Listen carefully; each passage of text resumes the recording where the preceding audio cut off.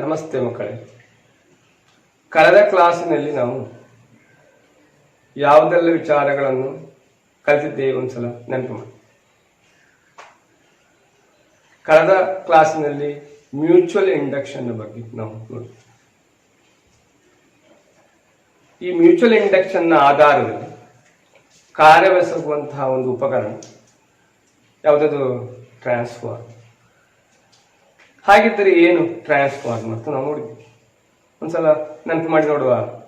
Transformer ಎಂದರೆ power ನಷ್ಟವಿಲ್ಲದೆ AC voltage ಅನ್ನು ಹೆಚ್ಚಿಸುವ ಅಥವಾ ಕಡಿಮೆ ಮಾಡುವ ಉಪಕರಣ. ಪವರ್ ನಷ್ಟವಿಲ್ಲದೆ AC ವೋಲ್ಟೇಜ್ ಅನ್ನು ಹೆಚ್ಚಿಸುವ ಅಥವಾ ಕಡಿಮೆ ಮಾಡುವ ಉಪಕರಣ ಟ್ರಾನ್ಸ್ಫಾರ್ಮರ್. ಟ್ರಾನ್ಸ್ಫಾರ್ಮರ್ನಲ್ಲಿ ಎರಡು ವಿಧ ಉಂಟು ಅಂತ ನಾವು ನೋಡ್ತೀವಿ. ಏನೆಲ್ಲ ಹೇಳಿ ನೋಡುವ. ಸ್ಟೆಪ್ ಅಪ್ ಟ್ರಾನ್ಸ್ಫಾರ್ಮರ್, ವೋಲ್ಟೇಜ್ ಅನ್ನು ಹೆಚ್ಚಿಸುವ. ಇನ್ನೊಂದು ಸ್ಟೆಪ್ ಡೌನ್, ವೋಲ್ಟೇಜ್ ಅನ್ನು ಕಡಿಮೆ ಮಾಡುವ. ಹೀಗೆ ಎರಡು ರೀತಿಯ ಟ್ರಾನ್ಸ್ಫಾರ್ಮರ್ಗಳು. ಇದಕ್ಕೆ ಸಂಬಂಧಪಟ್ಟ ಒಂದು ಸೂತ್ರವಾಕ್ಯವನ್ನು ನಾವು ನೋಡಿದ್ದೇವೆ. ವೋಲ್ಟೇಜಿಗೂ ಸುತ್ತುಗಳ ಸಂಖ್ಯೆ, ಪ್ರೈಮರಿ ವೋಲ್ಟೇಜ್ ಏನಂತ ಹೇಳೋದು? Primary voltage VP, secondary voltage VS. Primary ಸುತ್ತುಗಳ ಸಂಖ್ಯೆ ಹೇಳಿ NP ಹಾಗೂ ಸೆಕೆಂಡರಿ ಸುತ್ತುಗಳ ಸಂಖ್ಯೆ NS. ಇವುಗಳ ನಡುವಿನ ಸಂಬಂಧ ಏನು ಹೇಳಿ ನೋಡುವ. VS/VP ಸಮ NS/N. ಇನ್ನು ಇದರ ಆಧಾರದಲ್ಲಿ ನಾವು ಕಳೆದ ಕ್ಲಾಸ್ನಲ್ಲಿ ಲೆಕ್ಕ ಮಾಡಿದ್ವಿ. ಲೆಕ್ಕಗಳು ಒಂದು ಪಟ್ಟಿಯನ್ನು ನಾವು ಪೂರ್ತಿಗೊಳಿಸಿ ಅದರಲ್ಲಿ ಈ 4 ಅಳತೆಗಳಲ್ಲಿ 3 ಕೊಟ್ಟಿದ್ದು 4ನೇದನ್ನು ನಾವು ಕಂಡುಹಿಡಿದ್ವಿ.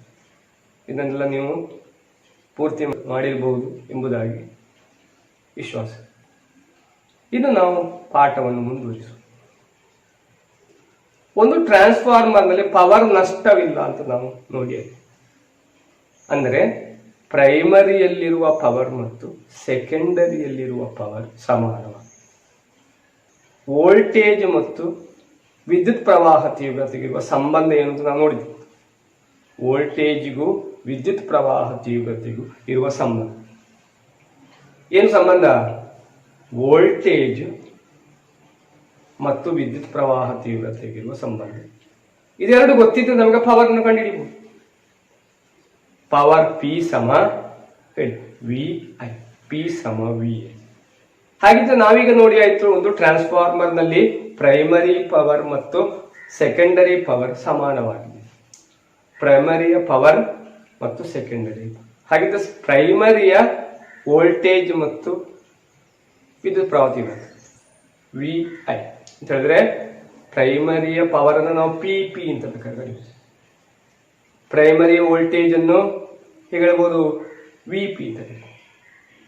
ಪ್ರೈಮರಿಯ ವಿದ್ಯುತ್ ಪ್ರವಾಹ ತೀವ್ರತೆಯನ್ನು IP ಅಂತ ಕರೀಬೋದು. ಹಾಗಿದ್ದರೆ ಏನು ಹೇಳ್ಬೋದು? PP ಸಮ VP/IP ಅಂತ. ಹಾಗಿದ್ದರೆ ಸೆಕೆಂಡರಿಯನ್ನು ಹೇಗೆ ಬರೆಯುವುದು ಹೇಳಿ ನೋಡುವ. ಸೆಕೆಂಡರಿಯಲ್ಲಿ ಹೇಗೆ ಹೇಳ್ಬೋದು? ಸೆಕೆಂಡರಿ ಪವರ್ ಅನ್ನು PS ಸಮ VS/IP. ಇವುಗಳೆರಡು ಸಮಾನವಾಗಿ. ಹಾಗಿದ್ರೆ ಇವುಗಳೆರಡು ಸಮಾನ ಅಂತ ಹೇಳಿದ್ರೆ PP ಸಮ PS. ಹಾಗಿದ್ರೆ VP/IP ಸಮ VS/IS. ಇದರ ಆಧಾರದಲ್ಲಿ ನಾವು ವೋಲ್ಟೇಜಿಗೂ ವಿದ್ಯುತ್ ಪ್ರವಾಹ ತೀವ್ರತೆಗಿರುವ ಸಂಬಂಧವನ್ನು ಕಂಡುಹಿಡಿಯಬೇಕು.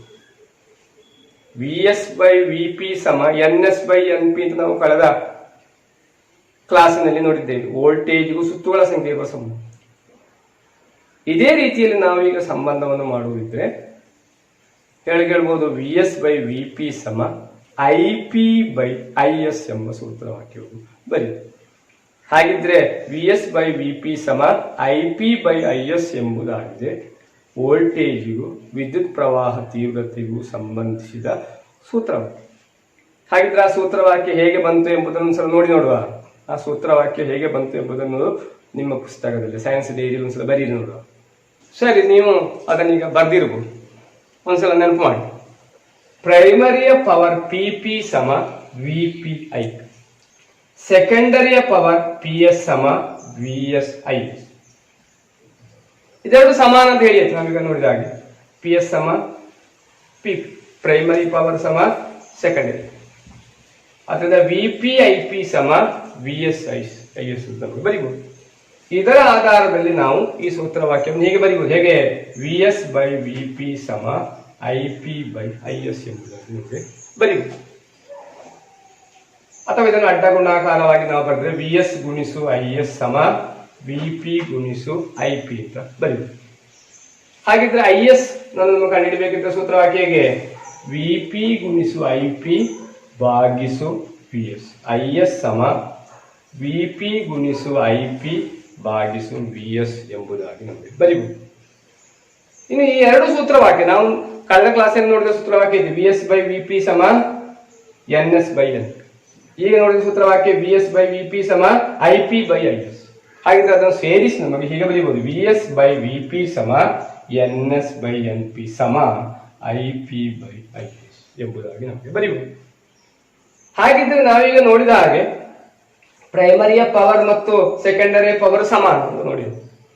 ಹಾಗಿದ್ರೆ ಪ್ರೈಮರಿಯ ಪವರ್ ಈಗ P ಹೆಚ್ಚಾದ್ರೆ I ಕಡಿಮೆ ಆಗುತ್ತೆ, V ಹೆಚ್ಚಾದ್ರೆ I ಕಡಿಮೆ ಆಗುತ್ತೆ, V ಕಡಿಮೆ ಆದ್ರೆ I ಹೆಚ್ಚು. ಯಾಕೆ? ಪವರ್ ಸಮಾನ. P ಸಮ VI ನಮ್ಗೆ ಗೊತ್ತು. ಹಾಗಿದ್ರೆ ನಾವೀಗ ಸ್ಟೆಪ್ ಅಪ್ ಟ್ರಾನ್ಸ್ಫಾರ್ಮರ್ನ ಬಗ್ಗೆ ನೋಡಿ. ಸ್ಟೆಪ್ ಅಪ್ ಟ್ರಾನ್ಸ್ಫಾರ್ಮರ್ ನಾವು ನೋಡಿದರೆ ಸ್ಟೆಪ್ ಅಪ್ ಟ್ರಾನ್ಸ್ಫಾರ್ಮರ್ ನಲ್ಲಿ ಪ್ರೈಮರಿಯ ವೋಲ್ಟೇಜ್ ಕಡಿಮೆ, ಸೆಕೆಂಡರಿಯ ವೋಲ್ಟೇಜ್ ಹೆಚ್ಚು. ಹಾಗಿದ್ರೆ ಪ್ರೈಮರಿಯ ವೋಲ್ಟೇಜ್ ಕಡಿಮೆ ಆಗಿದ್ರೆ ಪ್ರೈಮರಿಯ ವಿದ್ಯುತ್ ಪ್ರವಾಹ ತೀವ್ರತೆ ಏನಾಗ್ತದೆ? ಹೆಚ್ಚಾಗ್ತದೆ. ಸೆಕೆಂಡರಿಯ ವೋಲ್ಟೇಜ್ ಹೆಚ್ಚಾಗಿದ್ರೆ ಸೆಕೆಂಡರಿಯಲ್ಲಿರುವ ವಿದ್ಯುತ್ ಪ್ರವಾಹ ತೀವ್ರತೆ ಕಡಿಮೆ. ಇದು ಸ್ಟೆಪ್ ಅಪ್ ಟ್ರಾನ್ಸ್ಫಾರ್ಮರ್ ಬಗ್ಗೆ ಹೇಳುವುದು. ಹಾಗಿದ್ರೆ ಸ್ಟೆಪ್ ಡೌನ್ ಹೇಳಿದ್ರೆ ಏನು ಅಂತ ನಾವು ನೋಡ್ಲಿಕ್ಕೆ ಹೋಗುದು. ಸ್ಟೆಪ್ ಡೌನ್ ಎಂದರೆ ಹೆಚ್ಚು ವೋಲ್ಟೇಜ್ ಅನ್ನು ಕಡಿಮೆ. ಯಾಕಂದ್ರೆ ಪ್ರೈಮರಿ ವೋಲ್ಟೇಜ್ ಹೆಚ್ಚು, ಸೆಕೆಂಡರಿ ವೋಲ್ಟೇಜ್ ಕಡಿಮೆ. ಹಾಗಿದ್ರೆ ಪ್ರೈಮರಿ ವೋಲ್ಟೇಜ್ ಹೆಚ್ಚಾದರೆ ಪ್ರೈಮರಿಯ ವಿದ್ಯುತ್ ಪ್ರವಾಹ ತೀವ್ರತೆ ಕಡಿಮೆ. ಇನ್ನು ಸೆಕೆಂಡರಿ ವೋಲ್ಟೇಜ್ ಸ್ಟೆಪ್ ಡೌನ್ ನಲ್ಲಿ ಕಡಿಮೆ. ಹಾಗಿದ್ರೆ ಸೆಕೆಂಡರಿಯ ವಿದ್ಯುತ್ ಪ್ರವಾಹ ತೀವ್ರತೆ I ಹೆಚ್ಚಾಗುತ್ತೆ. ಒಟ್ಟಿನಲ್ಲಿ ಹೇಳುವುದ್ರೆ ನಾವು ನಮ್ಮ ಟ್ರಾನ್ಸ್ಫಾರ್ಮರ್ನ ಚಿತ್ರವನ್ನು ನಾವು ಕಳೆದ ಕ್ಲಾಸಿನಲ್ಲಿ ನೋಡಿದ್ದೇವೆ. ಏನು ವಿಶೇಷತೆಯನ್ನು ಬರ್ದಿದ್ದೇನು? ಒಂದು ಬದಿಯಲ್ಲಿ ಸುತ್ತುಗಳ ಸಂಖ್ಯೆ ಕಡಿಮೆ, ಇನ್ನೊಂದು ಬದಿಯಲ್ಲಿ ಹೆಚ್ಚು. ಇನ್ನು ಸುತ್ತುಗಳ ಸಂಖ್ಯೆ ಒಂದು ಬದಿಯಲ್ಲಿ ದಪ್ಪ ಉಂಟು, ಒಂದು ಬದಿಯಲ್ಲಿ ಸಪುರ ಉಂಟು. ಹಾಗಿದ್ರೆ ಈ ದಪ್ಪ ಸಪುರ ಆಗಲಿಕ್ಕೆ ಇರುವ ಕಾರಣ ಏನು ಎಂಬುದನ್ನು ನಾವೀಗ ನೋಡ್ಲಿಕ್ಕೆ ಹೋಗ್ತೀವಿ. ವೋಲ್ಟೇಜ್ ಹೆಚ್ಚಾದರೆ ವಿದ್ಯುತ್ ಪ್ರವಾಹ ತೀವ್ರತೆ ಕಡಿಮೆ. ವಿದ್ಯುತ್ ಪ್ರವಾಹ ತೀವ್ರತೆ ಕಡಿಮೆಯಾಗಿದ್ರೆ ಆ ಸುರುಳಿ ಸಪುರವಾಗಿರುತ್ತದೆ. ಇನ್ನು ವೋಲ್ಟೇಜ್ ಕಡಿಮೆಯಾಗಿದ್ರೆಯೋ ಅದರ ವಿರುದ್ಧ ಹೇಳಿ ನೋಡುವ. ವೋಲ್ಟೇಜ್ ಕಡಿಮೆಯಾಗಿದ್ರೆ ವಿದ್ಯುತ್ ಪ್ರವಾಹ ತೀವ್ರತೆ ಹೆಚ್ಚು. ಆ ಸರಿಗೆಯಲ್ಲಿ ಹೆಚ್ಚು ವಿದ್ಯುತ್ ಪ್ರವಾಹ ತೀವ್ರತೆ ಹರಿಯುತ್ತೆ. ಹಾಗಿದ್ರೆ ಅದು ದಪ್ಪವಾಗಿರಬೇಕು. ಇಲ್ಲದಿದ್ರೆ ಏನಾದೀತು? ಚೈತನ್ಯ ನಷ್ಟವು. ಒಟ್ಟಿನಲ್ಲಿ ಒಂದು ಟ್ರಾನ್ಸ್ಫಾರ್ಮರ್ನಲ್ಲಿ ವೋಲ್ಟೇಜ್ ಹೆಚ್ಚಿರುವಲ್ಲಿ ವಿದ್ಯುತ್ ಪ್ರವಾಹ ತೀವ್ರತೆ ಕಡಿಮೆ, ವಿದ್ಯುತ್ ಪ್ರವಾಹ ತೀವ್ರತೆ ಕಡಿಮೆ ಇರುವಲ್ಲಿ ಸಪುರ ಸುರುಳಿ. ಅಥವಾ ಇನ್ನೊಂದು ಭಾಷೆಯಲ್ಲಿ ನೋಡಿದ್ರೆ ವಿದ್ಯುತ್ ಪ್ರವಾಹ ಸುರುಳಿ ಪ್ರವಾಹ ತೀವ್ರತೆ ಹೆಚ್ಚಿರುವ ಸುರುಳಿಯು ಯಾವಾಗಲೂ ದಪ್ಪವಾಗಿ. ಇದನ್ನು ನಾವು ನೆನಪಿಟ್ಕೊಳ್ಬೇಕು. ಒಂದು ಟ್ರಾನ್ಸ್ಫಾರ್ಮರ್ನಲ್ಲಿ ಪ್ರೈಮರಿಯಲ್ಲಿ ಇರ್ಬೋದು, ಸೆಕೆಂಡರಿಯಲ್ಲಿ ಇರ್ಬೋದು, ಎಲ್ಲಿ ವಿದ್ಯುತ್ ಪ್ರವಾಹ ತೀವ್ರತೆ ಹೆಚ್ಚಿರುತ್ತದೋ ಆ ಸರಿಗೆಯ ಸುರುಳಿ ಯಾವಾಗಲೂ ದಪ್ಪವಾಗಿ. ಯಾಕೆ ದಪ್ಪ ಮಾಡುವಂಥದ್ದು? ಅಲ್ಲಿ ಉಂಟಾಗುವ ಚೈತನ್ಯ ನಷ್ಟವನ್ನು ಕಡಿಮೆ ಮಾಡಿ. ಇದು ಕೂಡ ನೆನಪಿಡಬೇಕಾದ ಬಹಳ ಇಂಪಾರ್ಟೆಂಟ್ ಆದ ಒಂದು ವಿಷಯ. ನಮ್ಮ ಪರೀಕ್ಷೆಗಳ ಇಂಥ ಪ್ರಶ್ನೆಗಳು ಬರ್ಬೋದು. ಇನ್ನು ಹಾಗಿದ್ರೆ ನಾವೀಗ ಒಂದು ಇದಕ್ಕೆ ಸಂಬಂಧಿಸಿದ ಈಗ ನಾವು ನೋಡಿದ ಸೂತ್ರವಾಕ್ಯ ಉಂಟು. ಸೂತ್ರವಾಕ್ಯ ನೆನಪು ಮಾಡಿ, VS/VP IP/IS. ಇದಕ್ಕೆ ಸಂಬಂಧಿಸಿದ ಒಂದು ಗಣಿತ ಸಮಸ್ಯೆಯನ್ನು ನಾನೀಗ ಹೇಳಿಕೊ. ನಮ್ಮ ಸ್ಕ್ರೀನ್ನಲ್ಲಿ ಆ ಸಮಸ್ಯೆಯನ್ನು ಸಹ ನೋಡಿ. ಪವರ್ ನಷ್ಟವಿಲ್ಲದ ಒಂದು ಟ್ರಾನ್ಸ್ಫಾರ್ಮರ್ನ ಪ್ರೈಮರಿಯಲ್ಲಿ 5000 ಸುತ್ತುಗಳು ಮತ್ತು ಸೆಕೆಂಡರಿಯಲ್ಲಿ 250 ಸುತ್ತುಗಳು ಇವೆ. ಪ್ರೈಮರಿ ವೋಲ್ಟೇಜ್ 120 ವೋಲ್ಟ್, ವಿದ್ಯುತ್ ಪ್ರವಾಹ ತೀವ್ರತೆ 0.1 ಆಂಪಿಯರ್ ಆಗಿದೆ. ಸೆಕೆಂಡರಿಯ ವೋಲ್ಟೇಜ್ ಹಾಗೂ ವಿದ್ಯುತ್ ಪ್ರವಾಹ ತೀವ್ರತೆಯನ್ನು ನಾವೀಗ ಲೆಕ್ಕ ಹಾಕಲಿಕ್ಕೆ ಹೋಗುದು. ಹಾಗಿದ್ರೆ ನಾವೀಗ ಲೆಕ್ಕ ಮಾಡ್ಲಿಕ್ಕೆ ಹೋಗುದು. ಗಣಿತ ಸಮಸ್ಯೆಯನ್ನು ಪರಿಹರಿಸುವಾಗ ಅಥವಾ ಪರೀಕ್ಷೆಗೆ ಲೆಕ್ಕ ಎಲ್ಲ ಬಂದ್ರೆ ಅದು ನಮಗೆ ಪ್ರಧಾನ ಉತ್ತರ ಅಲ್ಲ. ನಾವು ಕಳೆದ ಕ್ಲಾಸಲ್ಲಿ ನೆನಪು ಮಾಡಿದ್ವಿ. ಆ ಉತ್ತರ ಬಂದದ್ದು ಹೇಗೆ, ಅದರ ರೀತಿ ಸ್ಟೆಪ್ಪಿಗೆ ಮಾಡಿ. ಹಾಗಿದ್ರೆ ನಾವೀಗ ಪ್ರಶ್ನೆಯನ್ನು ಪುನಃ ಒಂದ್ಸಲ ನೋಡಿ ಏನೆಲ್ಲ ವಿಷಯ, ಏನೆಲ್ಲ ಡಾಟಾಸ್ ಕೊಟ್ಟಿದ್ದಾರೆ ಎಂಬುದನ್ನು ನೋಡಿ. ಒಂದ್ಸಲ ನೋಡಿ ಎಲ್ಲ ಕೊಟ್ಟಿದ್ದಾರೆ. ಟ್ರಾನ್ಸ್ಫಾರ್ಮರ್ನಲ್ಲಿ ಪ್ರೈಮರಿಯ ಸುತ್ತುಗಳ ಸಂಖ್ಯೆಯನ್ನು, ಸೆಕೆಂಡರಿಯ ಸುತ್ತುಗಳ ಸಂಖ್ಯೆಯನ್ನು ಕೊಟ್ಟಿದ್ದಾರೆ. ಹಾಗಿದ್ರೆ ನಾವು ಅದನ್ನು ಒಂದ್ಸಲ ಬರೆಯುವ. ಪ್ರೈಮರಿಯ ಸುತ್ತುಗಳ ಸಂಖ್ಯೆ NP ಎಷ್ಟು ನೋಡಿ ಲೆಕ್ಕ. ನಿಮ್ಮ ಪಾಠ ಪುಸ್ತಕದಲ್ಲಿ ಉಂಟು, ನೋಡಿ ಒಂದ್ಸಲ. ಪಾಠ ಪುಸ್ತಕದಲ್ಲಿರುವ ಲೆಕ್ಕವನ್ನು ಈಗ ನಾನು ಹೇಳಿ. ಪ್ರೈಮರಿಯಲ್ಲಿ 5000 ಸುತ್ತುಗಳು. ಇನ್ನು ಸೆಕೆಂಡರಿಯಲ್ಲಿ ಎಷ್ಟುಂಟು ನೋಡಿ. ಸೆಕೆಂಡರಿಯಲ್ಲಿ 250 ಸುತ್ತುಗಳು. ಪ್ರೈಮರಿಯಲ್ಲಿ 5000 ಸುತ್ತುಗಳಿವೆ, ಸೆಕೆಂಡರಿಯಲ್ಲಿ 250 ಸುತ್ತುಗಳಿವೆ. ಇನ್ನೀಗ ಬೇರೆ ಕೊಟ್ಟಿದ್ದಾರೆ ನೋಡಿ. ಪ್ರೈಮರಿ ವೋಲ್ಟೇಜ್ ಹೇಗೆ VP, ಪ್ರೈಮರಿ ನೆನಪಿಡಬೇಕಾದ್ರೆ ಹೀಗೆ ಓದ್ಬೇಕಾದ್ರೆ ಪ್ರೈಮರಿ ವೋಲ್ಟೇಜ್ V ಪ್ರೈಮರಿ ಎಷ್ಟು? ಪ್ರೈಮರಿ ವೋಲ್ಟೇಜ್ ನೋಡಿ 120 ವೋಲ್ಟ್. ಇನ್ನೇನು ಕೊಟ್ಟಿದ್ದಾರೆ? ಪ್ರೈಮರಿಯ ವಿದ್ಯುತ್ ಪ್ರವಾಹ ತೀವ್ರತೆ ಕೊಟ್ಟಿದ್ದಾರೆ. ಎಷ್ಟದು? 0.1 ಆಂಪಿಯರ್. ಪ್ರೈಮರಿಯ ವಿದ್ಯುತ್ ಪ್ರವಾಹ ತೀವ್ರತೆ 0.1 ಆಂಪಿಯರ್. ಹಾಗಿದ್ರೆ ನಾವು ಏನು ಕಂಡುಹಿಡಬೇಕು ನೋಡಿ. ಸೆಕೆಂಡರಿಯ ವೋಲ್ಟೇಜ್, ಸೆಕೆಂಡರಿಯ ವೋಲ್ಟೇಜ್ VS ಎಷ್ಟು ಅಂತ ಕಂಡುಹಿಡಿದ. ಇದಾಗಿದೆ ಪ್ರಶ್ನೆ. ಮುಗೀತಾ? ಇನ್ನೊಂದು ಕಂಡುಹಿಡಿಕೊಂಡು IS ಎಷ್ಟು ಅಂತ ಕಂಡುಹಿಡಿದ. ಸೆಕೆಂಡರಿಯ ವಿದ್ಯುತ್ ಪ್ರವಾಹ ತೀವ್ರತೆಯನ್ನು ಕಂಡುಹಿಡಿಬೇಕು. SI ಅಥವಾ IS, ಸೆಕೆಂಡರಿಯ ವಿದ್ಯುತ್ ಪ್ರವಾಹ ತೀವ್ರತೆ ಕಂಡುಹಿಡಿಬೇಕು. ಸೆಕೆಂಡರಿಯ ವೋಲ್ಟೇಜ್ ಅನ್ನು ಕಂಡುಹಿಡಿಬೇಕು. ಸೆಕೆಂಡರಿಯ ವೋಲ್ಟೇಜ್ ಅನ್ನು ಕಂಡುಹಿಡಿಯುವ ಸೂತ್ರವಾಕ್ಯ ನಾವು ಕಳೆದ ಕ್ಲಾಸ್ನಲ್ಲಿ ನೋಡಿದ್ದೇವೆ. VS ಸುತ್ತುಗಳ ಸಂಖ್ಯೆ ಗೊತ್ತಿದ್ರೆ ವೋಲ್ಟೇಜ್ ಅನ್ನು ಕಂಡುಹಿಡಿಯುವುದು. ಹಾಗಿದ್ರೆ VS ಕಂಡುಹಿಡಿಯುವ ಸೂತ್ರವಾಕ್ಯವನ್ನು, ಈ ಸೂತ್ರವಾಕ್ಯವನ್ನು ನೋಡಿ. VS/VP NS/NP. ನಮಗೆ NS ಕೊಟ್ಟಿದ್ದಾರೆ, NP ಕೊಟ್ಟಿದ್ದಾರೆ. ಹಾಗಿದ್ರೆ ನಾವೀಗ VS ಕಂಡುಹಿಡಿಬೇಕು.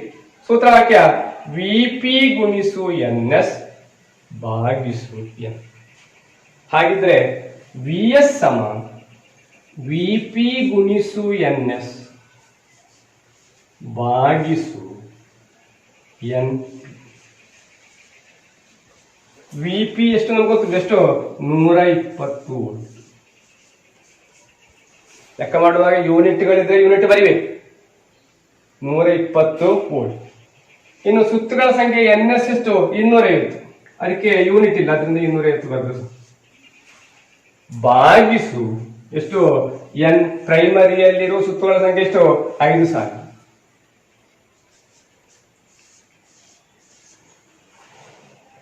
ಅದರಿಂದ 120 ವೋಲ್ಟ್ ಗುಣಿಸು 250 ಭಾಗಿಸು 5000.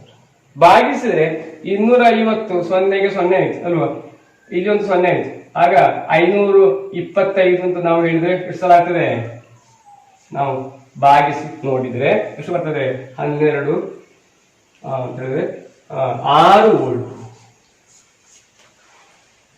ಹಾಗಿದ್ರೆ secondary voltage 6 volt, primary voltage ಕೊಟ್ಟಿದ್ದಾರೆ 14, ಸೆಕೆಂಡರಿ ವೋಲ್ಟೇಜ್ 6 ವೋಲ್ಟ್ ಅಂತ ಕಂಡುಹಿಡಿದು. ಹಾಗಿದ್ರೆ ಸೆಕೆಂಡರಿ ವೋಲ್ಟೇಜ್ ನಮಗೆ ಸಿಕ್ಕಿತು. ನಂತರ ಪ್ರೈಮರಿ ವೋಲ್ಟೇಜ್ ಮೊದಲೇ ಕೊಟ್ಟಿದ್ದಾರೆ. ಎಲ್ಲಿ ಕೊಟ್ಟಿದ್ದಾರೆ? 220 ವೋಲ್ಟ್. ಹಾಗಿದ್ರೆ IP ಯು ಕೊಟ್ಟಿದ್ದಾರೆ. ನಾವೇನೇನು ಕಂಡುಹಿಡಬೇಕಾದ್ದು? IS ಕಂಡುಹಿಡಿಯುವ. IS ಕಂಡುಹಿಡಿಯುವ ಸೂತ್ರವಾಕ್ಯ, ನಮ್ಮ ಸೂತ್ರವಾಕ್ಯ ನಾವು ನೋಡಿ. VS/VP ಸಮ IP/IS ಅಂತ ಸೂತ್ರವಾಕ್ಯ. ಹಾಗಿದ್ರೆ IS ಕಂಡುಹಿಡಬೇಕು. ಸೂತ್ರವಾಕ್ಯ ಹೇಗೆ? VP ಗುಣಿಸು IP ಭಾಗಿಸು VS. VP ಗುಣಿಸು IP ಭಾಗಿಸು VS ಅಂತ ಕಂಡುಹಿಡಿಯಬೇಕು. ಹಾಗಿದ್ರೆ ಸೂತ್ರವಾಕ್ಯ ಬರೀ ನೋಡುವ. IS ಸಮ VP ಗುಣಿಸು IP ಭಾಗಿಸು VS. VP ಯ ಬೆಲೆ ನಮ್ಗೆ ಗೊತ್ತುಂಟು ಎಷ್ಟು? 120 ವೋಲ್ಟ್ ಬರೀಬೇಕು. IP ಎಷ್ಟು ಅಂತ ಕೊಟ್ಟಿದ್ದಾರೆ? ಎಷ್ಟು IP? 0.1 ಆಂಪಿಯರ್. ಆಂಪಿಯರ್ ಎಂಬುದು ವಿದ್ಯುತ್ ಪ್ರವಾಹ ತೀವ್ರತೆ ಯೂನಿಟ್. ಭಾಗಿಸು VS. ನಾವು ಈಗ ಕಂಡುಹಿಡಿದದ್ದು ಎಷ್ಟು? VS 6. 120ಕ್ಕೆ 6ರಿಂದ ಭಾಗಿಸಿದ್ರೆ ಎಷ್ಟಾಯ್ತದು? 20. 20 ಗುಣಿಸು 0.1 ಹೇಳಿದ್ರೆ ಅದು 2 ಆಂಪಿಯರ್. ಹಾಗಿದ್ರೆ ವಿದ್ಯುತ್ ಪ್ರವಾಹ ತೀವ್ರತೆ 2 ಆಂಪಿಯರ್ ಅಂತ ಸಿಕ್ಕಿದೆ. ಹೀಗಾಗಿದೆ ನಾವು ಸೆಕೆಂಡರಿ ವೋಲ್ಟೇಜ್ ಮತ್ತು IS ಸೆಕೆಂಡರಿ ವಿದ್ಯುತ್ ಪ್ರವಾಹ ತೀವ್ರತೆಯನ್ನು ಕಂಡುಹಿಡಿದ. ಇನ್ನೀಗ ಪಾಠ ಪುಸ್ತಕದಲ್ಲಿ ಇನ್ನೊಂದು ಸಮಸ್ಯೆ ಉಂಟು. ಕೆಲವು ಅಳತೆಗಳನ್ನು ಕೊಟ್ಟಿದ್ದಾರೆ, ಅದನ್ನು ಸ್ಟೆಪ್ ಅಪ್ ಮತ್ತು ಸ್ಟೆಪ್ ಡೌನ್ಗಳಾಗಿ ವರ್ಗೀಕರಿಸಿ. ಅದನ್ನು ಒಂದ್ಸಲ ನೋಡಿ. ನಮ್ಮ ಸ್ಕ್ರೀನ್ ನಲ್ಲಿ ಇದನ್ನು ಕೊಟ್ಟಿದ್ದಾರೆ. ಒಂದನೇದು VS VP ಗಿಂತ ದೊಡ್ಡದಾಗಿದೆ, VS ಗ್ರೇಟರ್ ದ್ಯಾನ್ VP. ಎರಡನೇದು VS IP ಗಿಂತ ಸಣ್ಣದಾಗಿದೆ, VS ಲೆಸ್ ದ್ಯಾನ್ VP. ಹೀಗೆ ಕೆಲವು ಅಳತೆಗಳನ್ನು ಕೊಟ್ಟಿದ್ದಾರೆ. ಇದನ್ನು ನಾವು ಇದರಲ್ಲಿ ಸ್ಟೆಪ್ ಅಪ್ಗೆ ಸಂಬಂಧಪಟ್ಟದ್ದು ಯಾವುದು, ಸ್ಟೆಪ್ ಡೌನ್ಗೆ ಸಂಬಂಧಪಟ್ಟದ್ದು ಯಾವುದು ಎಂಬುದಾಗಿ ಬರುವ ಕ್ಲಾಸಿಗೆ ಬರುವಾಗ ನೀವು ಬರ್ತದೆ. ಏನಾದರೂ ಡೌಟ್ ಇದ್ರೆ ನಿಮ್ಮ ಫಿಸಿಕ್ಸ್ ಅಧ್ಯಾಪಕರಲ್ಲಿ ಕೇಳಿ. ಒಂದು ಬೇಕಾದ್ರೆ ನಾವು ಒಂದನೇದು VS VP ಗಿಂತ ದೊಡ್ಡದಾಗಿದೆ, ಸೆಕೆಂಡರಿ ವೋಲ್ಟೇಜ್ ಹೆಚ್ಚು. VS secondary voltage, secondary voltage ಹೆಚ್ಚು, ಪ್ರೈಮರಿ ವೋಲ್ಟೇಜ್ ಕಡಿಮೆ. ಹಾಗಿದ್ರೆ ಸೆಕೆಂಡರಿ ವೋಲ್ಟೇಜ್ ಹೆಚ್ಚು, ಪ್ರೈಮರಿ ವೋಲ್ಟೇಜ್ ಕಡಿಮೆ ಅಂತ ಹೇಳಿದ್ರೆ ಯಾವುದಕ್ಕೆ ಸಂಬಂಧಪಟ್ಟದ್ದು? ಸೆಕೆಂಡರಿ ವೋಲ್ಟೇಜ್ ಹೆಚ್ಚು, ಪ್ರೈಮರಿ ವೋಲ್ಟೇಜ್ ಕಡಿಮೆ ಅಂತ ಹೇಳಿದ್ರೆ ಅದು ಸ್ಟೆಪ್ ಅಪ್ಗೆ ಸಂಬಂಧ. ಇನ್ನು VP ಹೆಚ್ಚು, VS ಕಡಿಮೆ ಅಂತ ಉಂಟು, ಅದು ಯಾವುದಕ್ಕೆ ಸಂಬಂಧಪಟ್ಟದ್ದು? Step down. ಸೆಕೆಂಡರಿ ವೋಲ್ಟೇಜ್ ಏನಾಗಿದೆ? ಹೆಚ್ಚಾಗಿದ್ರೆ ಕಡಿಮೆ, VP ಹೆಚ್ಚು ಅಂತ ಹೇಳಿದ್ರೆ ಪ್ರೈಮರಿ ವೋಲ್ಟೇಜ್ ಹೆಚ್ಚು, ಸೆಕೆಂಡರಿ ಕಡಿಮೆ ಅಂತ ಹೇಳಿದ್ರೆ ಅದು ಸ್ಟೆಪ್ ಡೌನ್ ಟ್ರಾನ್ಸ್ಫಾರ್ಮರ್ ಸಂಬಂಧಪಟ್ಟ. ಹೀಗೆ ಉಳಿದ ಅಳತೆಗಳನ್ನು ಕೂಡ, ಉಳಿದ ಡೇಟಾಗಳನ್ನು ಕೂಡ ನೀವು ಇದೇ ರೀತಿ ಸ್ಟೆಪ್ ಅಪ್ ಮತ್ತು ಸ್ಟೆಪ್ ಡೌನ್ ಎಂಬುದಾಗಿ ವರ್ಗೀಕರಿಸಿ ಬರಿ. ಸರಿ, ನಾವೀಗ ಪಾಠವನ್ನು ಮುಂದುವರಿಸಿ. ಕಳೆದ ತರಗತಿಯಲ್ಲಿ ನಾವು ಮ್ಯೂಚುವಲ್ ಇಂಡಕ್ಷನ್ ನ ಬಗ್ಗೆ ನಾವು ಕಲಿತು. ಹಾಗಿದ್ರೆ ಏನು ಮ್ಯೂಚುವಲ್ ಇಂಡಕ್ಷನ್? ಒಂದ್ಸಲ ನೆನಪು ಮಾಡಿ. ನೀವೆಲ್ಲ ಕಲ್ತಿರಬಹುದು ಅಲ್ವಾ? ಹೇಳಿ ನೋಡುವ. ಮ್ಯೂಚುವಲ್ ಇಂಡಕ್ಷನ್ ಎಂದರೆ ಹೇಳಿ. ಸಮೀಪದಲ್ಲಿ ಇರಿಸಿದ ಎರಡು ತಂತಿ ಸುರುಳಿಗಳಲ್ಲಿ ಮೊದಲನೆಯದರಲ್ಲಿ ನಾವು ವಿದ್ಯುತ್ ಪ್ರವಾಹ ತೀವ್ರತೆಯಲ್ಲಿ ಅಥವಾ ದಿಶೆಯಲ್ಲಿ ಬದಲಾವಣೆ ಉಂಟಾದರೆ ಅದರ ಸುತ್ತಲಿನ ಕಾಂತೀಯ ಫ್ಲಕ್ಸಿನಲ್ಲಿ ಬದಲಾವಣೆ ಉಂಟಾಗುತ್ತದೆ. ಇದರ ಪರಿಣಾಮವಾಗಿ ಎರಡನೇ ಸುರುಳಿಯಲ್ಲಿ ಒಂದು EMF ಪ್ರೇರೇಪಿಸಲ್ಪಡುತ್ತದೆ. ಈ ವಿದ್ಯಮಾನವನ್ನಾಗಿದೆ ಮ್ಯೂಚುವಲ್ ಇಂಡಕ್ಷನ್ ಅಂತ ನಾವು ಕರೀತೀವಿ. ಹಾಗಿದ್ರೆ ಒಂದನೇ ಸುರುಳಿಯಲ್ಲಿ ವಿದ್ಯುತ್ ಪ್ರವಾಹ ತೀವ್ರತೆಯಲ್ಲಿ ಅಥವಾ ದಿಶೆಯಲ್ಲಿ ಬದಲಾವಣೆ ಉಂಟಾಗುತ್ತದೆ. ಇದರ ಪರಿಣಾಮವಾಗಿ ಎರಡನೇ ಸುರುಳಿಯಲ್ಲಿ EMF ಪ್ರೇರೇಪಿಸಲ್ಪಡುವುದು ನಾವು ನೋಡಿದ್ವಿ. ಈಗ ನನ್ನ ಪ್ರಶ್ನೆ, ಹಾಗಾದ್ರೆ ಅದರ ಸಮೀಪ ಇನ್ನೊಂದು ಸುರುಳಿ ಇಲ್ಲದಿದ್ರೆ EMF ಪ್ರೇರೇಪಿಸಲ್ಪಡಬಹುದಾ? ಎರಡು ಸುರುಳಿ ಇದ್ದರೆ ಒಂದರಿಂದ ಇನ್ನೊಂದಕ್ಕೆ ಪ್ರೇರಣೆ ಆಗ್ತದೆ, ಮ್ಯೂಚುವಲ್ ಇಂಡಕ್ಷನ್. ಹಾಗಿದ್ರೆ ಇನ್ನೊಂದು ಸುರುಳಿ ಇಲ್ಲದಿದ್ರೆ ಏನಾಗ್ತದೆ ಅಂತ ನಾವು ಈಗ ನೋಡ್ಲಿಕ್ಕೆ ಹೋಗ್ತೀವಿ. ಹಾಗಿದ್ರೆ ಅದಕ್ಕಿರುವ ಒಂದು ಪ್ರಯೋಗವನ್ನು ನಾವೀಗ ಮಾಡ್ಲಿಕ್ಕೆ ಹೋಗುದು. ಆ ಪ್ರಯೋಗದ ಮೊದಲು ಅದರ ವಿಷಯ ಏನು, ಏನೆಲ್ಲ ಸಾಮಗ್ರಿಗಳು ಬೇಕೆಂಬುದನ್ನು ನಾವು ನೋಡುವ. ಈಗ ನಿಮ್ಮ ಸ್ಕ್ರೀನಿನಲ್ಲಿ ಎರಡು ಚಿತ್ರಗಳು, ಆ ಚಿತ್ರಗಳನ್ನು ನೀವು ಒಂದ್ಸಲ ಗಮನಿಸಿ. ಎರಡು ಚಿತ್ರಗಳನ್ನು ಕೊಟ್ಟಿದ್ದಾರೆ, ಚಿತ್ರ ಎ, ಚಿತ್ರ ಬಿ. ಆ ಚಿತ್ರ ಏನು ಅಂತ ಹೇಳಿದ್ರೆ ಎರಡು ವಿದ್ಯುತ್ ಮಂಡಲ ಉಂಟು, ಎರಡರಲ್ಲಿ ಒಂದೊಂದು ಸುರುಳಿಗಳನ್ನು ಜೋಡಿಸಿದೆ. ಆ ಸುರುಳಿಗಳ ಒಳಗೆ ಒಂದು ಮಿದು ಕಬ್ಬಿಣದ ತಿರುಳು. ಇನ್ನು ಒಂದನೇ ಮಂಡಲ ಅಥವಾ ಮಂಡಲ ಎ ಯಲ್ಲಿ 6 ವೋಲ್ಟ್ DC ಯನ್ನು ಕೊಡಲಾಗಿದೆ. ಎರಡನೆಯ ಮಂಡಲದಲ್ಲಿ 6 ವೋಲ್ಟಿನ AC ಯನ್ನು ಕೊಡಲಾಗಿದೆ. ಎರಡರಲ್ಲಿಯೂ ಒಂದೊಂದು ಬಲ್ಬ್ ಅನ್ನು ಜೋಡಿಸಿದೆ. ಹಾಗಿದ್ರೆ ನಾವೀಗ ಪ್ರಯೋಗ ಮಾಡುವ ಮೊದಲು ಏನು ಮಾಡಬೇಕು ಅಂತ ಹೇಳಿದ್ರೆ ನೋಡ್ಬೋದು, ನಂತರ ಪ್ರಯೋಗ ಮಾಡಿ. ಎರಡರ ಸ್ವಿಚ್ ಅನ್ನು ನಾವು ಆನ್ ಮಾಡಿ. ಎರಡರ ಸ್ವಿಚ್ ಅನ್ನು ನಾವು ಆನ್ ಮಾಡುವಾಗ ಏನು ಸಂಭವಿಸಬಹುದು? ವಿದ್ಯುತ್ ಪ್ರವಾಹ ಹರಿಬಹುದು, ಎರಡು ಬಲ್ಬ್ಗಳು ಬೆಳಗು. ಎರಡು ಸ್ವಿಚ್ ಅನ್ನು ಆನ್ ಮಾಡುವಾಗ ಎರಡು ಬಲ್ಬ್ಗಳು ಬೆಳಗಬಹುದು. ಹಾಗಿದ್ರೆ ಎರಡು ಬಲ್ಬ್ಗಳು ಬೆಳಗುವುದಿದ್ರು ಅದರ ಬೆಳಕು ಅಥವಾ ಪ್ರಕಾಶ ತೀವ್ರತೆ ಸಮಾನವಾಗಿದೆಯೋ ನಾವು ನೋಡ್ಬೇಕು. ನಾವು ನೋಡಿದ್ರೆ ಚಿತ್ರ ಬಿ ಯಲ್ಲಿ ಪ್ರಕಾಶ ತೀವ್ರತೆ ಕಡಿಮೆಯಾಗಿದೆ. ಎ ಯಲ್ಲಿ ಪ್ರಕಾಶ ತೀವ್ರತೆಯಲ್ಲಿ ವ್ಯತ್ಯಾಸ ಇಲ್ಲ, ಬಿಯ ಪ್ರಕಾಶ ತೀವ್ರತೆ ಕಡಿಮೆ. ಹಾಗಿದ್ರೆ ಬಿ ಯಲ್ಲಿ ಪ್ರಕಾಶ ತೀವ್ರತೆ ಕಡಿಮೆ ಆಗುವುದು ಅಂತ ಹೇಳಿದ್ರೆ ಏನರ್ಥ? ಅಲ್ಲಿ ಏನೋ ಒಂದು ಸಂಭವಿಸಿರ್ಬೋದು, ಏನೋ EMF ನಲ್ಲಿ ವ್ಯತ್ಯಾಸ ಇದೆ. ನಾವು ಕೊಟ್ಟದ್ದು ಚಿತ್ರ ಬಿ ಹೇಳಿರೋದು AC ವಿದ್ಯುತ್ ಅನ್ನು ಕೊಟ್ಟದ್ದು. AC ವಿದ್ಯುತ್ ಅನ್ನು ನಾವು ಅದಕ್ಕೆ ನೀಡುವಾಗ ಸಾಲಿನಾಯ್ಡ್ಗೆ ನಾವು ಸುರುಳಿಗೆ ಕೊಟ್ಟದ್ದು. ಸಾಲಿನಾಯ್ಡ್ ನಲ್ಲಿ AC ವಿದ್ಯುತ್ ಅನ್ನು ನಾವು ನೀಡುವಾಗ ಅಲ್ಲಿ ಒಂದು ಹಿಂದಕ್ಕಿರುವ EMF, ಬ್ಯಾಕ್ EMF ಇಂಗ್ಲಿಷ್ ನಾವು ಹಾಗೆ ಹಿಂದಕ್ಕಿರುವ ಒಂದು EMF ಉಂಟಾಗ್ತದೆ. ಇದರ ಪರಿಣಾಮವಾಗಿ ಮಂಡಲದ ಒಟ್ಟು EMF, ಫಲಿತ EMF ಕಡಿಮೆಯಾಗುತ್ತದೆ. ಇದಾಗಿ ಅಲ್ಲಿ ಬಲ್ಬಿನ ಪ್ರಕಾಶ ತೀವ್ರತೆ ಕಡಿಮೆ. ಬಲ್ಬಿನಲ್ಲಿ ವಿದ್ಯುತ್ ಪ್ರವಾಹ ತೀವ್ರತೆ ಕಡಿಮೆ ಆಗುವಾಗ ಪ್ರಕಾಶ ತೀವ್ರತೆ ಕಡಿಮೆ. ಹಾಗಿದ್ರೆ ಆ ಪ್ರಯೋಗವನ್ನು ನಾವು ಒಂದ್ಸಲ ನೋಡಿ. ಸಮೀಪದಲ್ಲಿರಿಸಿದ ಎರಡು ಸುರುಳಿಗಳಲ್ಲಿ ಒಂದರ ಮೂಲಕ ಎಸಿಯನ್ನು ಹಾಯಿಸಿದಾಗ ಅದರ ಸುತ್ತಲೂ ಬದಲಾಗುವ ಒಂದು ಕಾಂತಕ್ಷೇತ್ರ ರೂಪುಗೊಳ್ಳುವುದು ಮತ್ತು ಅದರ ಪರಿಣಾಮವಾಗಿ ಎರಡನೆಯ ಸುರುಳಿಯಲ್ಲಿ ಒಂದು ಎಸಿ ಪ್ರೇರೇಪಿಸಲ್ಪಡುವುದು ಎಂಬ ಮ್ಯೂಚುವಲ್ ಇಂಡಕ್ಷನ್ ಎಂಬ ವಿದ್ಯಮಾನವನ್ನು ತಿಳಿದುಕೊಂಡಿರಲ್ಲವೇ?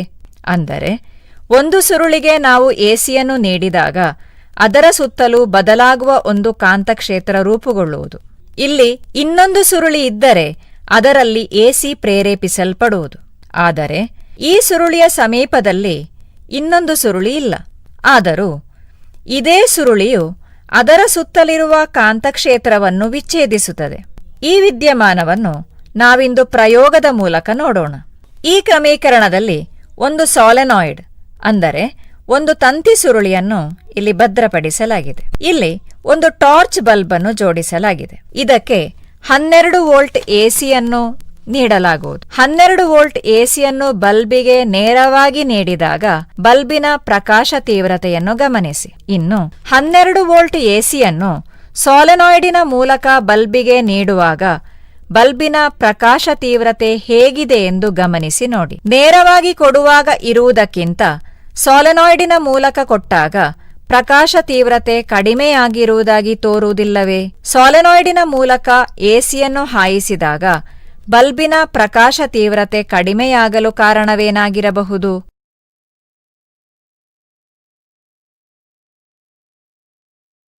ಸೊಲೆನಾಯ್ಡಿನ ಮೂಲಕ ಎಸಿಯನ್ನು ಹಾಯಿಸಿದಾಗ ಅದರ ಸುತ್ತಲೂ ಒಂದು ಬದಲಾಗುತ್ತಿರುವ ಕಾಂತಕ್ಷೇತ್ರ ಉಂಟಾಗುವುದು ಹಾಗೂ ಬದಲಾಗುತ್ತಿರುವ ಒಂದು ಕಾಂತಕ್ಷೇತ್ರದಲ್ಲಿರುವುದರಿಂದ ಈ ಸುರುಳಿಯಲ್ಲಿ ಅದರ ಮೂಲಕ ಹರಿಯುವ ಎಸಿಗೆ ವಿರುದ್ಧ ದಿಕ್ಕಿನಲ್ಲಿ ಒಂದು ವಿದ್ಯುತ್ ಪ್ರವಾಹ ಪ್ರೇರೇಪಿಸಲ್ಪಡುವುದು. ಇಂತಹ ವಿದ್ಯುತ್ತನ್ನು ಬ್ಯಾಕ್ ಇಎಂಎಫ್ ಎಂದು ಕರೆಯುವರು. ಬ್ಯಾಕ್ ಇಎಂಎಫ್ನ ಇರುವಿಕೆಯಿಂದಾಗಿ ಇದರ ಮೂಲಕ ಪ್ರವಹಿಸುವ ವಿದ್ಯುತ್ತಿನ ತೀವ್ರತೆ ಕಡಿಮೆಯಾಗುವುದು ಮತ್ತು ಬಲ್ಬಿನ ಪ್ರಕಾಶ ತೀವ್ರತೆ ಕಡಿಮೆಯಾಗುವುದು. ಈ ವಿದ್ಯಮಾನವು ಸೆಲ್ಫ್ ಇಂಡಕ್ಷನ್ ಎಂದು ಕರೆಯಲ್ಪಡುವುದು. ಸರಿ, ಪ್ರಯೋಗವನ್ನು ನೀವು ನೋಡಿ ಆಯ್ತು. ಹಾಗಿದ್ರೆ ಪ್ರಯೋಗದ ಆಧಾರದಲ್ಲಿ ಏನೆಲ್ಲ ವಿಷಯಗಳಲ್ಲಿ ಬಂದಿದೆ ಅಂತ ಸ್ವಲ್ಪ ನೆನ್ಕೊಡು. ಸಾಲಿನಾಯ್ಡ್ ನ ಮೂಲಕ ನಾವು ಎಸಿ ವಿದ್ಯುತ್ ಅನ್ನು ಪ್ರವಹಿಸುವ ಹಾಗೆ ಮಾಡುದು. ಆಗ ಆ ಸಾಲಿನಾಯ್ಡ್ ನ ಸುತ್ತಲೂ ಬದಲಾಗುತ್ತಿರುವ ಒಂದು ಕಾಂತಕ್ಷೇತ್ರ ಉಂಟಾಗುತ್ತದೆ. ಇದರ ಪರಿಣಾಮವಾಗಿ ಆ ಸಾಲಿನಾಯ್ಡ್ ನಲ್ಲಿ ಒಂದು ಪ್ರೇರಿತ ಇಎಂಎಫ್ ಉಂಟಾಗುತ್ತದೆ.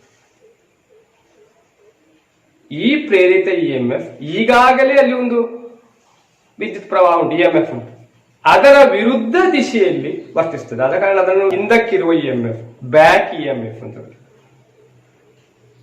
ಇದರ ಪರಿಣಾಮವಾಗಿ ಮಂಡಲದ ಫಲಿತ ವಿದ್ಯುತ್ ಪ್ರವಾಹ ತೀವ್ರತೆ ಅಥವಾ ವೋಲ್ಟೇಜ್ ಕಡಿಮೆಯಾಗುತ್ತದೆ. ಈ ವಿದ್ಯಮಾನವನ್ನಾಗಿದೆ ಸೆಲ್ಫ್ ಇಂಡಕ್ಷನ್ ಅಂತ ಕರೀತಾರೆ. ಹಾಗಿದ್ರೆ ಸೆಲ್ಫ್ ಇಂಡಕ್ಷನ್ ನ ಒಂದು ನಿರ್ವಚನವನ್ನು ಹೇಗೆ ಬರೆಯುವುದು? ಸೆಲ್ಫ್ ಇಂಡಕ್ಷನ್ ನ ನಿರ್ವಚನವನ್ನು ಬರೆಯುವುದು ನೋಡುವ. ಹೀಗೆ ಬರೀಬಹುದು ಅದನ್ನು ನೋಡಿ. ಒಂದು ಸಾಲಿನಾಯ್ಡ್ ನಲ್ಲಿ ಎಸಿ ವಿದ್ಯುತ್ ಪ್ರವಹಿಸುವಾಗ ಫ್ಲಕ್ಸಿನಲ್ಲಿ ಉಂಟಾಗುವ ಬದಲಾವಣೆಯು ಅದೇ ವಾಹಕದಲ್ಲಿ ವಿದ್ಯುತ್ ಪ್ರವಾಹದ ವಿರುದ್ಧ ದಿಶೆಯಲ್ಲಿ ಒಂದು ಇಎಂಎಫ್ ಅನ್ನು ಉಂಟು ಮಾಡ್ತದೆ. ಅದನ್ನು ನಾವು ಬ್ಯಾಕ್ ಇಎಂಎಫ್ ಅಥವಾ ಹಿಂದಕ್ಕಿರುವ ಇಎಂಎಫ್ ಅಂತ ಕರೀತೀವಿ. ಇದರ ಪರಿಣಾಮವಾಗಿ ಮಂಡಲದ ಒಟ್ಟು ಇಎಂಎಫ್ ಕಡಿಮೆ ಆಗ್ತದೆ. ಈ ವಿದ್ಯಮಾನವಾಗಿದೆ ಸೆಲ್ಫ್ ಇಂಡಕ್ಷನ್ ಅಂತ ಕರೆಯಲ್ಪಡುತ್ತದೆ. ಹಾಗಿದ್ರೆ ಸೆಲ್ಫ್ ಇಂಡಕ್ಷನ್ ಉಂಟಾಗಿದೆ ನಾವು ನೋಡಿ ಆಯ್ತು. ಈಗ ನಾವು ಮೊದಲು ಈ ಪ್ರಯೋಗ ಮಾಡುವ ಮೊದಲು ಹೇಳಿದ ವಿಷಯವನ್ನು ನೆನಪು ಮಾಡು. ನಾವು ಹೇಳಿದ್ದೇವೆ ಆ ಮಂಡಲ ಬಿ ಯಲ್ಲಿ ಎಸಿ ವಿದ್ಯುತ್ ಅನ್ನು ನೀಡಿದಂತಹ ಮಂಡಲ ಬಿ, ಅದರಲ್ಲಿ ಬಲ್ಬಿನ ಪ್ರಕಾಶ ತೀವ್ರತೆ ಕಡಿಮೆ ಆದ ಯಾಕಂತ ಹೇಳ್ಬೋದಾ? ಯಾಕೆ? ಆ ಮಂಡಲದಲ್ಲಿ ಸೆಲ್ಫ್ ಇಂಡಕ್ಷನ್ ನಿಂದಾಗಿ ಹಿಂದಕ್ಕಿರುವ ಇಎಂಎಫ್ ಉಂಟಾಗ್ತದೆ. ಅದು ಮಂಡಲದ ಫಲಿತ ಇಎಂಎಫ್ ಅನ್ನು ಕಡಿಮೆ ಮಾಡ್ತದೆ.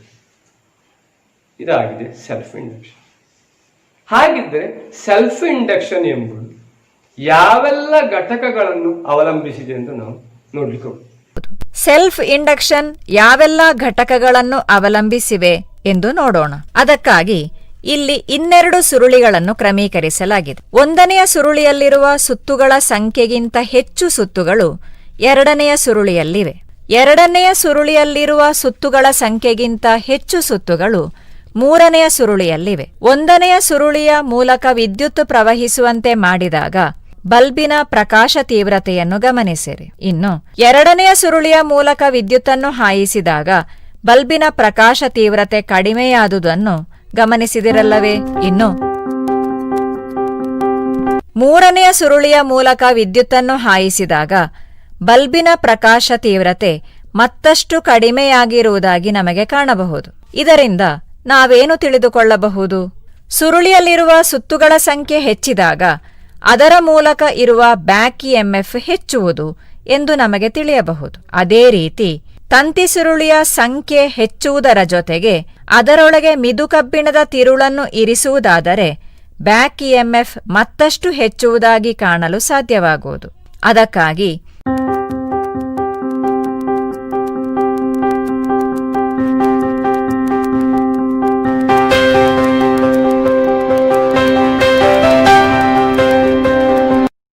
ಈ ಸುರುಳಿಯ ಒಳಗೆ ಒಂದು ಮಿದು ಕಬ್ಬಿಣದ ತಿರುಳನ್ನು ಇರಿಸಲಾಗಿದೆ.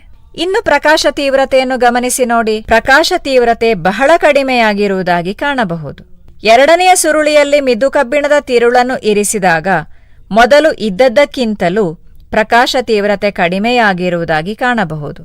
ಅಂದರೆ ಸಾಲೆನಾಯ್ಡಿನ ಒಳಗೆ ಮಿದು ಕಬ್ಬಿಣದ ತಿರುಳನ್ನು ಇರಿಸಿದಾಗ ಬ್ಯಾಕ್ ಇಎಂಎಫ್ ಹೆಚ್ಚುವುದು ಮತ್ತು ಅದರ ಪರಿಣಾಮವಾಗಿ ಫಲಿತ ವೋಲ್ಟೇಜ್ ಕಡಿಮೆಯಾಗುವುದು.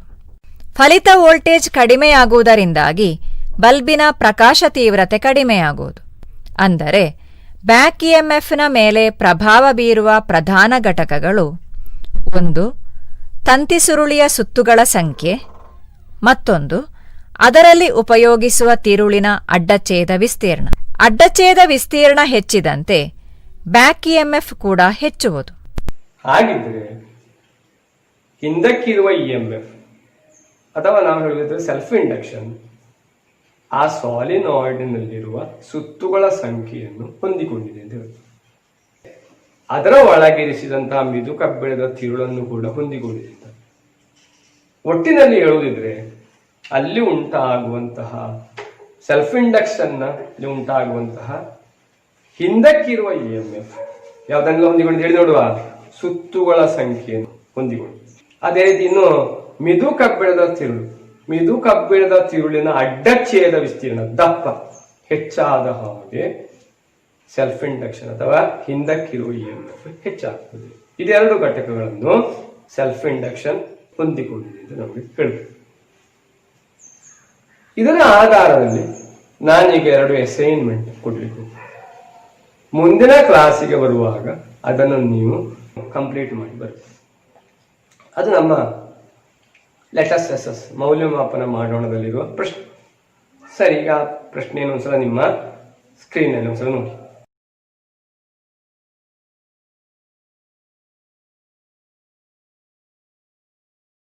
ಇದು ಒಂದು ಪ್ರಶ್ನೆ. ಎರಡನೇ ಪ್ರಶ್ನೆ, 3 ಮಂಡಲಗಳನ್ನು ಕೊಟ್ಟಿದ್ದಾರೆ.